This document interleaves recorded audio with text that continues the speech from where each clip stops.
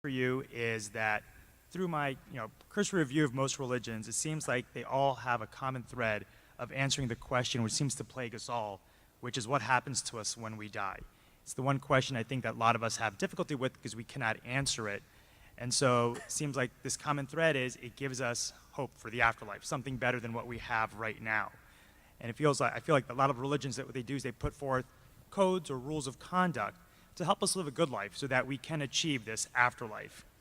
And so given this commonality, what makes you believe that Christianity is the correct or right religion?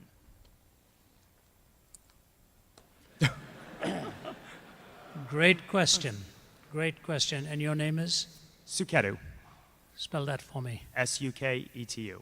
Suketu. I think you've asked a very, very important question. First of all, let me qualify it a little bit, and I'm sure you already know that not all religions talk about an afterlife. Mainly the monotheistic ones do.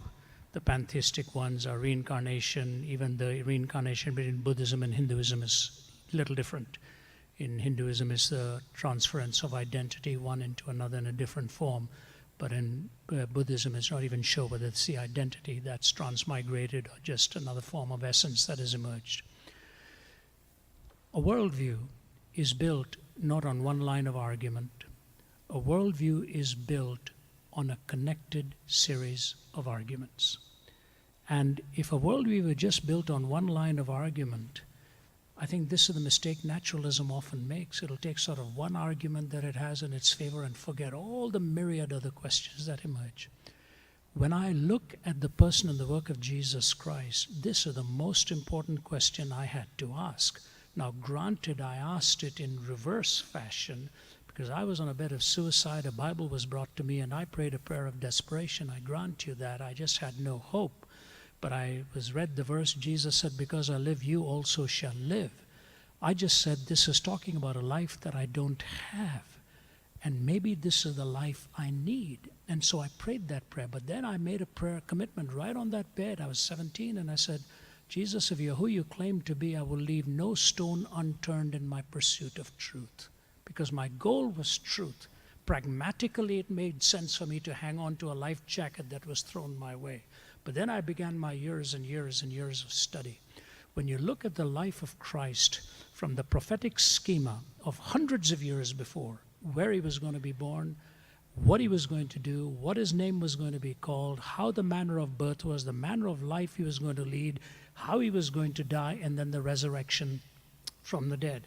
The uniqueness about the New Testament and Old Testament scriptures, it's not a single author, it's multiple authors. As you know, 66 books, 40 different authors have edited it, and it is interesting that Paul, Saul of Tarsus, who wrote 1/3 of it, came in a reverse fashion to the rest of them. The disciples came birth, life, death, resurrection, and that's how they found new Jesus. Not so with Saul, who became Paul. He said, when he was encountered the risen Christ, he said that I may know him, the power of the resurrection and the fellowship of his suffering, being made conformable unto his death. He started with the resurrection, but he said he needed to understand the cross because he came in reverse chronological order, but he encountered the risen Christ. The conversion of Saul of Tarsus and Thomas especially, these two dramatic conversions are powerful witnesses of what happened. Saul, who was killing them, he was standing there watching Stephen being martyred and kept the clothes of those who were stoning him. Thomas, who said, I'm not going to believe until I see the resurrected Christ myself. And he went to India where there are 330 million deities. And he went and preached the gospel of Jesus and paid with his own life. That kind of dramatic transformation took place not because of just one event, but a connected series of events. So, here's the bottom line. A worldview is built around 4 questions: origin, meaning, morality, and destiny. Origin, meaning, morality, and destiny. And there are 3 tests for truth: logical consistency, empirical adequacy, and experiential relevance.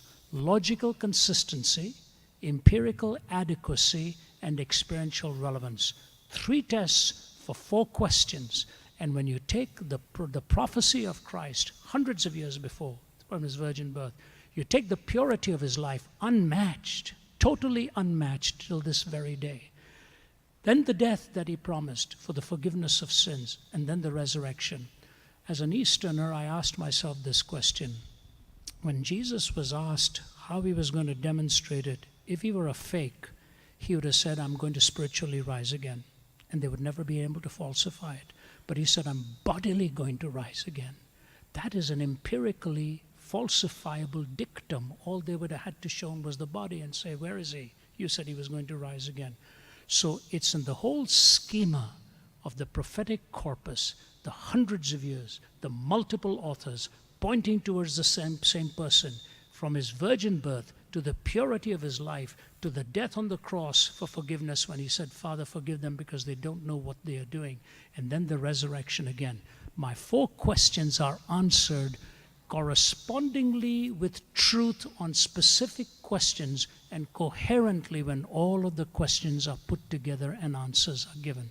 So to me, first of all religions are not the same. They are actually, people say they're fundamentally the same, superficially different. Actually, they're fundamentally different and at best superficially similar.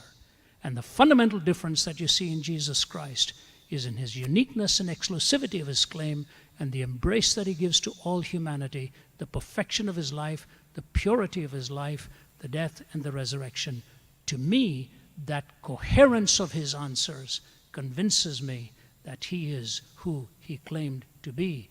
And truth, by definition, is exclusive. All truth claims to be exclusive. Buddhism claims to be exclusive. Hinduism claims to be exclusive. They all have exclusivity built into that. But in the person of Christ, you see the demonstration in his birth, life, death, and resurrection. So I say, to me, I am convinced that because it coheres and because I have personally verified it in my own life, and you can do that too, and find that experience, and that he is who he claimed to be. Thank you. Thank you. I'm going to ask the next one from Twitter. Just to add something that Ravi's already mentioned, but the resurrection was particularly key for me in my investigation of this. I was studying philosophy. It was very important to me not to have to take some blind leap of faith. And the fact that there was a publicly verifiable historical claim that I could look into was very, very important. And if you asked scholars 100 years ago, how did we come up with a Christian myth of the resurrection? They would have said, well, one person told the truth to this person, that person told this person, that person told this person, and a few generations down the line, we had a crazy myth of the resurrection. Since then, in the last couple of decades, scholarship has really turned around on this question, in part because there are a few places in the Bible, in particular a passage at the beginning of 1 Corinthians 15. Maybe you can have a look at it later, but it's a very early creed, and it lists all of the people and the groups that Jesus appeared to. He appeared to individuals and to groups at different times, in different places, doing many different things. And today, even the most atheistic critical scholars date that passage, that early creed, to almost immediately after Jesus' actual death and supposed resurrection. So the legendary development hypothesis has been thrown out of the window. What people know now is that there actually were a lot of people. The passage says hundreds of people, and then it says most of whom are still living, almost as if to say, go out and ask them yourself. There were many people who were utterly convinced they had seen this man Jesus alive and interacting with him after he had died. And so that then raises the question, what can account for that? What can account for this huge historical gap between what should have been the movement-ending death of Jesus and then the explosion of Christianity? Jews worshiping a man as God, unthinkable. The Sabbath changed from Saturday to Sunday, unthinkable. What bridges the gap which is there no matter what you believe? That's the question for anyone. Christians bridge that gap with the resurrection. When I was looking into this as a university student, I asked the top 2 skeptical New Testament scholars at Princeton to meet up for a coffee to talk about this, because I said, this is what I've just laid out for you. This is what I'm seeing. Here's the big gap. And I thought, okay, Christians fill that gap with the resurrection, but surely those who aren't Christians must have equally plausible alternatives. And I said to them, how do you fill that gap? and one of them glanced towards a mass hallucination hypothesis, which isn't taken seriously in the literature. She wasn't glancing towards it with any conviction either. There's simply too much data, too many appearances, too many people. Hallucinations are things that happen to individuals, not to groups. The other one, who was a historian, simply said, I'm not interested in that question as a historian. There was some sort of assumption that because it was a miraculous claim, it was therefore not within the remit of proper history, and I've never understood why.